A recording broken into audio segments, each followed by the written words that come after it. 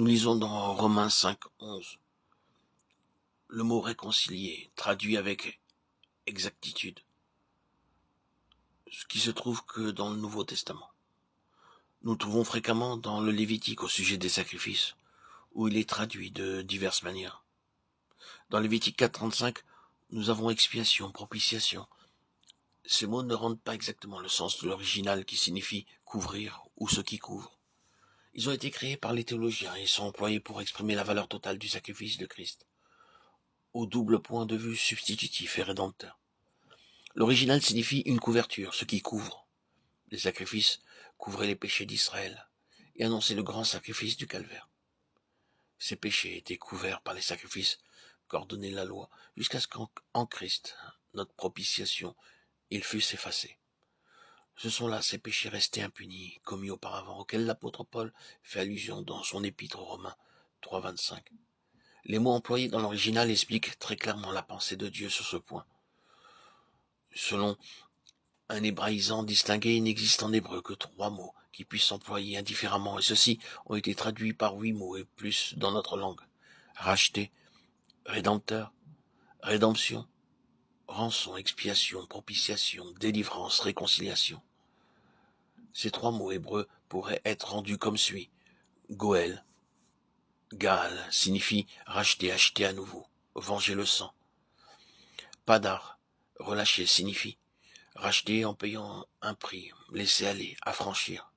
Et Kofer, qui signifie couvrir, recouvrir, qui recouvre par-dessus, couvrir les péchés avec le sens d'expiation.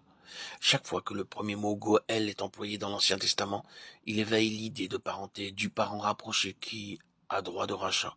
Ainsi, dans Ésaïe 43, 14, 15 et 45, 22, les mots traduits rédempteur et sauvé sont Goël dans l'original.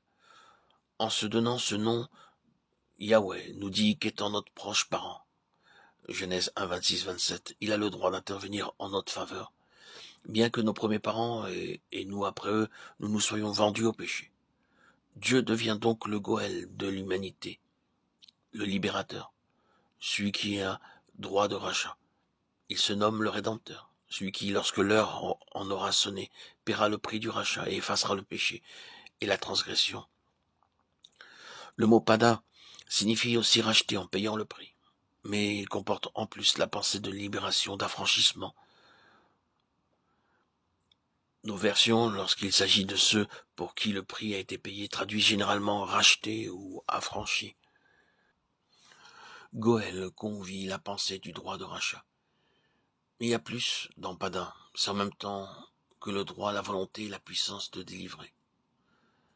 Le troisième mot, kofer ou kafar, est celui que nos versions traduisent généralement par rachat ou rançon. Exode 31, 12, Job 33, 24. Par expiation dans Lévitique 6, 38, 15, 9, 24. Ézéchiel 45, 15, 17 et Daniel 9, 24. Parfois aussi est traduit réconciliation. Ce mot comporte l'idée de couverture, d'expiation, de réconciliation. Il explique comment le Rédempteur, le Goël, paya le prix du rachat pour affranchir ceux qui s'étaient vendus au péché. Les sacrifices commandés aux enfants d'Israël annonçaient le sacrifice du calvaire, où le proche parent, Yahweh, Jésus, Dieu manifesté en chair, racheta l'humanité de la domination du péché par son sang précieux, devenant ainsi notre propitiation. Dès lors, le message de la bonne nouvelle pouvait être prêché à tout membre de l'humanité. Répentez-vous et convertissez-vous afin que vos péchés soient pardonnés. Acte 3, 19.